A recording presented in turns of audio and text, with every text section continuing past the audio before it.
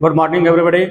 मैं के एस मुरारी आप सबको एक बार फिर से अपने यूट्यूब चैनल के एस मुरारी जीएस पर स्वागत करता हूं।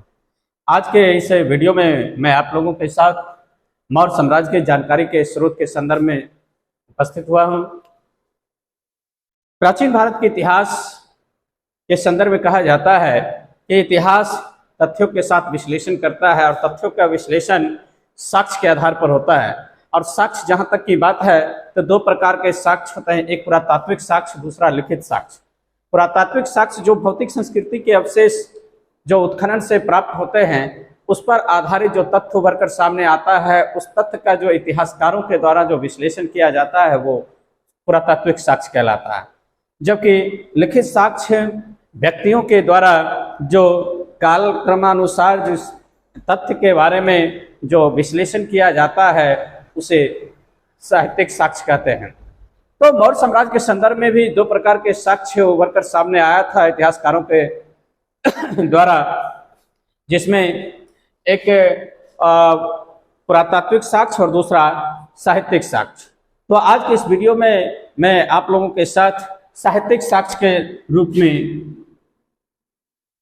चर्चा करूंगा। साहित्यिक साक्ष्य यानी लिखित साक्ष्य, साहित्यिक साक्ष्य या फिर लिखित साक्ष्य। मौर्य साम्राज्य के संदर्भ में साहित्यिक साक्ष्य दो रूपों में है, एक धार्मिक साहित्य यानी धार्मिक ग्रंथ और दूसरा गैर धार्मिक।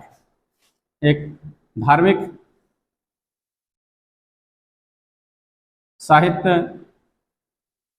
दूसरा गैर धार्मिक साहित्य, रिलीजन, दूसरा नॉन रिलीजन, गैर धार्मिक साहित्य। धार्मिक साहित्य में बौद्ध ग्रंथ साहित्य, जैन ग्रंथ और ब्राह्मण ग्रंथ।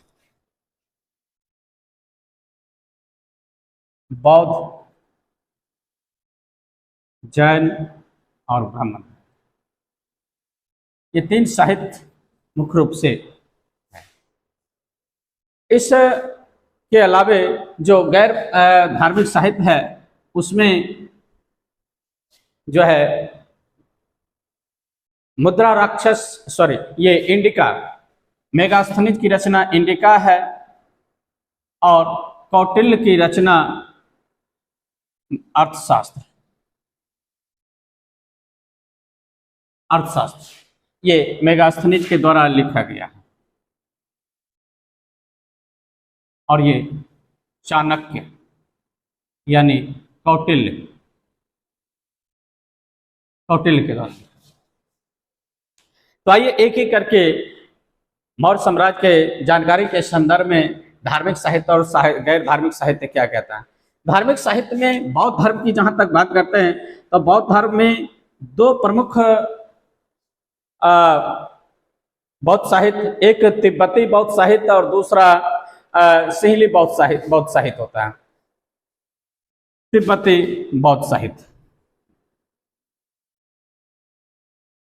तिब्बती और सिंहली।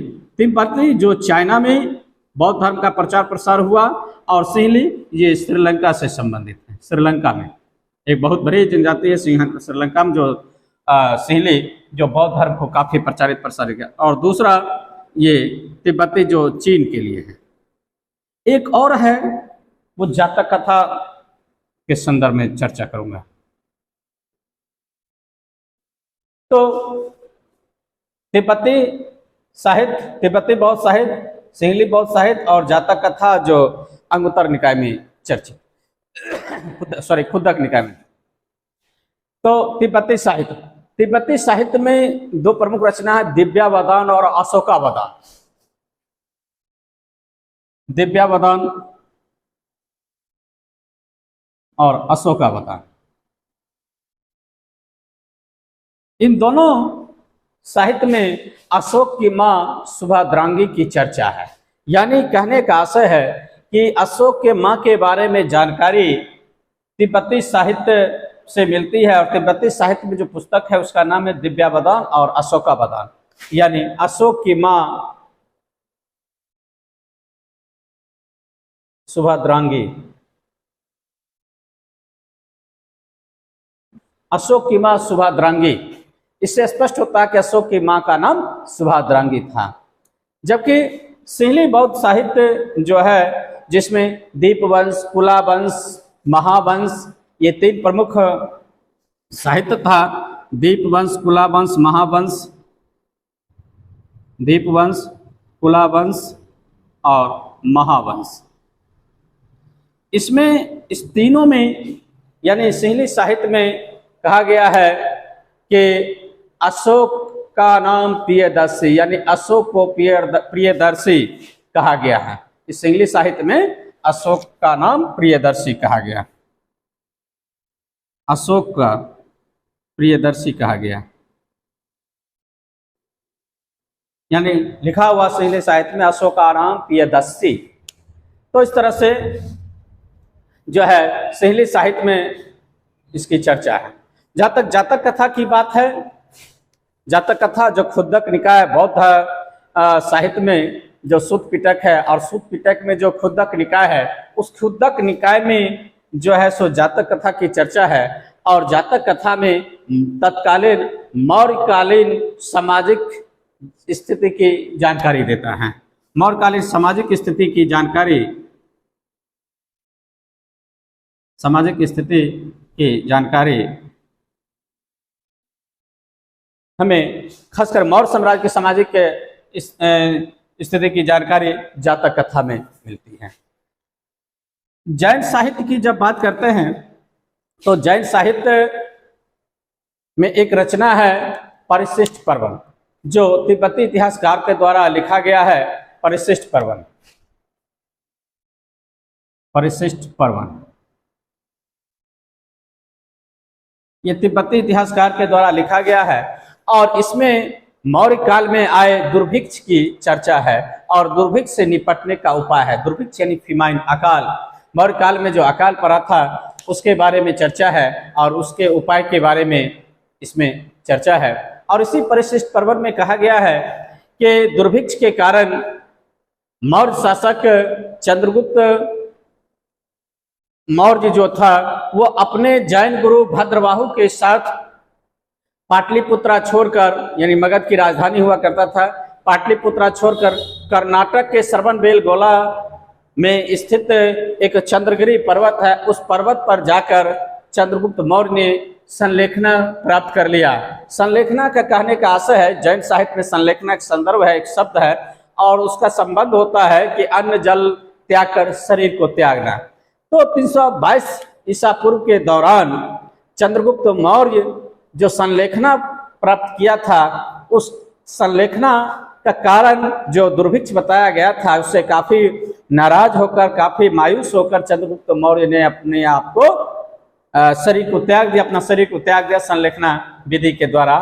अपने भद्रबाहु गुरु के साथ, जो जैन गुरु था उनके साथ वो चंद्रगिरी पर्वत पर चले गए थे। तो इस बात की जानकारी कि तत्कालीन दुर्भिक्ष भी पड़ा था मौर्य काल में, और इसके बारे में जानकारी जो सब परिशिष्ट पर्वन में लिखा गया है, और चंद्रगुप्त मौर्य की मृत्यु कैसे हुई उसके बारे में। तो इस बात की जानकारी हमें जैन ग्रंथ परिशिष्ट पर्वन से मिलता है। जहाँ तक ब्राह्मण ग्रंथ की बात है तो ब्राह्मण ग्रंथ में पुराण में अशोक को अशोकावर्धन कहा गया है।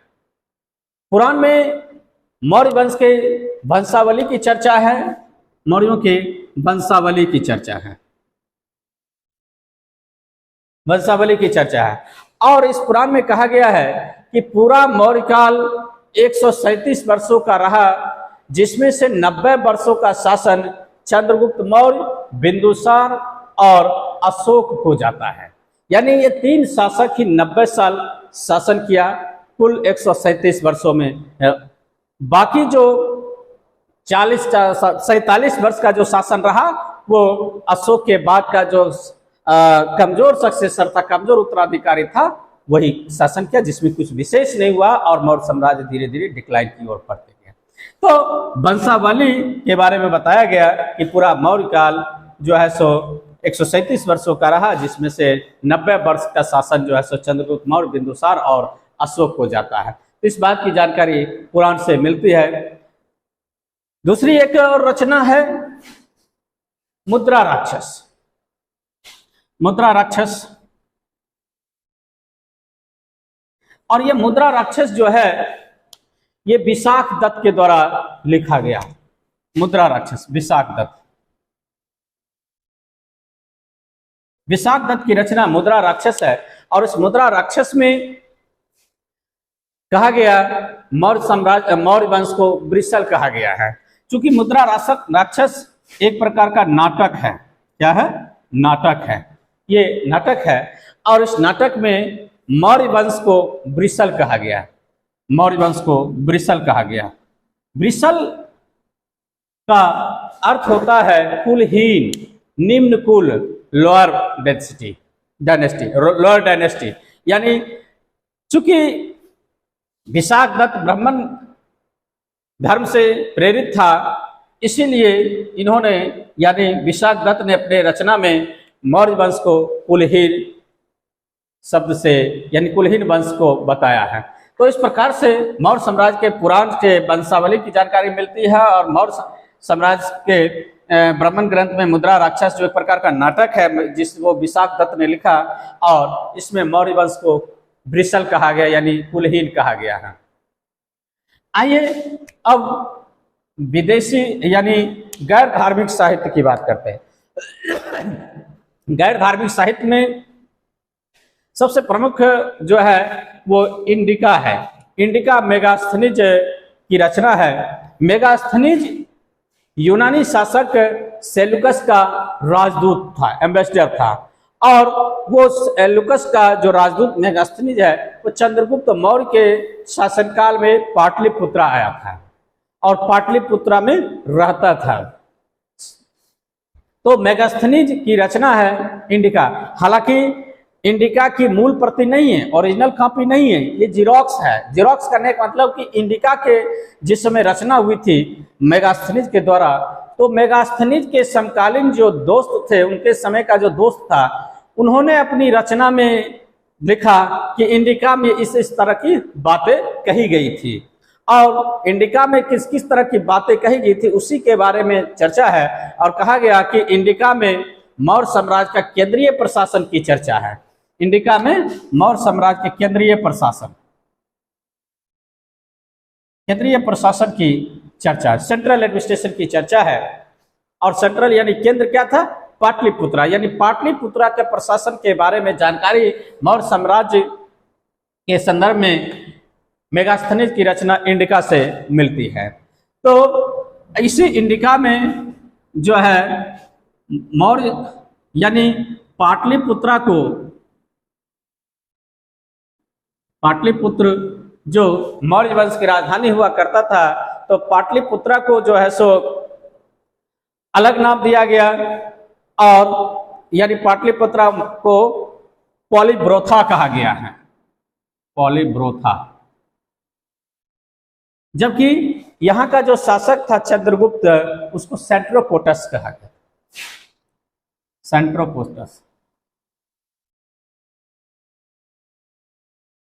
सेंट्रोपोटस कहा गया। यानी इंडिका में मौर्य शासक चंद्रगुप्त को सेंट्रोपोटस कहा गया और पाटलिपुत्रा को पॉलीब्रोथा इस इंडिका में कहा गया। और बताया गया कि पाटलिपुत्रा का प्रशासन जो है, इस इंडिका में चर्चा है, पाटलिपुत्रा का प्रशासन एक समिति के माध्यम से की जाती थी। और पाटलिपुत्रा में 30 सदस्यों की मिलाकर लगभग 5 समितियां गठित की गई थी, जहां का जिनका कार्य था कि केंद्रीय प्रशासन की देखरेख करना या फिर प्रशासन का संचालन करना।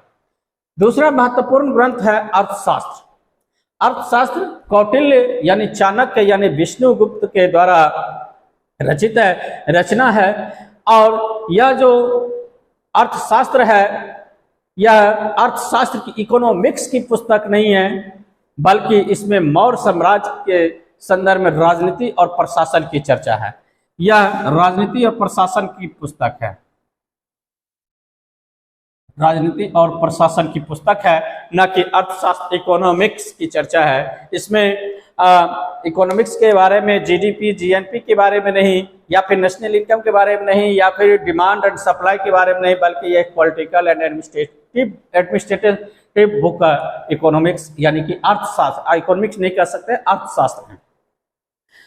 इसमें कहा गया कि मौर्य साम्राज्य का प्रशासन संचालित करने के लिए विभिन्न अध्यक्षों का जो है सो नियुक्ति होता था, जिसे तीर्थ कहा जाता था। अध्यक्ष को तीर्थ कहा जाता था। इस अर्थशास्त्र की पांडुलिपियों को जो कौटिल्य के द्वारा लिखा गया था, तो इसके पांडुलिपियों को पढ़ने का काम 1904-05 ईस्वी में आर रामाशास्त्री ने किया था। और आर रामाशास्त्री के द्वारा जब अर्थशास्त्र के पांडुलिपियों को पढ़ा गया, तब उसमें देखा गया कि इसमें 15 अधिकरण और 180 प्रकरण हैं। अर्थशास्त्र में 15 अधिकरण और 180 प्रकरण है। 15 अधिकरण और 180 अधिकरण है। तो इस प्रकार से जो है अर्थशास्त्र के बारे में हमें मौर्यकालीन साम्राज्य के प्रशासन के बारे में, राजनीति के बारे में जानकारी मिलती है। इसके अलावे जो कुछ यूनानी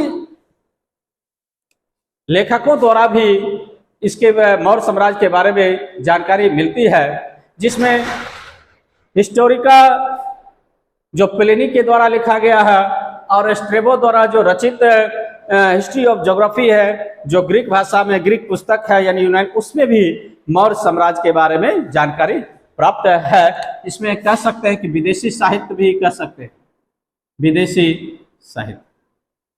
और विदेशी साहित्य में जो है प्लिनी के द्वारा जो रचित हिस्टोरिका है और स्ट्रेबो के द्वारा रचित हिस्ट्री ऑफ ज्योग्राफी है, उसमें मौर्य साम्राज्य के बारे में जानकारी दिया गया। इसके अलावे एक पुस्तक है, हालांकि उस पुस्तक के लेखक के बारे में जानकारी नहीं है। पुस्तक का नाम है Periplus of the Erythraean Sea. Periplus of the Erythraean Sea पुस्तक में जो है सो मौर्य साम्राज्य के बारे में जानकारी दिया गया है, लेकिन इस पुस्तक के रचनाकार कौन है, इसके बारे में जानकारी नहीं है। तो इस प्रकार से आज के इस वीडियो में मैं आप लोगों के साथ साहित्यिक साक्ष्य के संदर्भ में धार्मिक और गैर धार्मिक साहित्य के रूप में जो मौर्य साम्राज्य के बारे में कुछ जानकारियां मिलती है, उसके बारे में चर्चा किया हूँ। आशा है यह आपको अच्छा लगा होगा, और अच्छा लगा होगा आप इस वीडियो को लाइक करते हो, कमेंट करते हुए इस चैनल को अधिक से अधिक सब्सक्राइब कर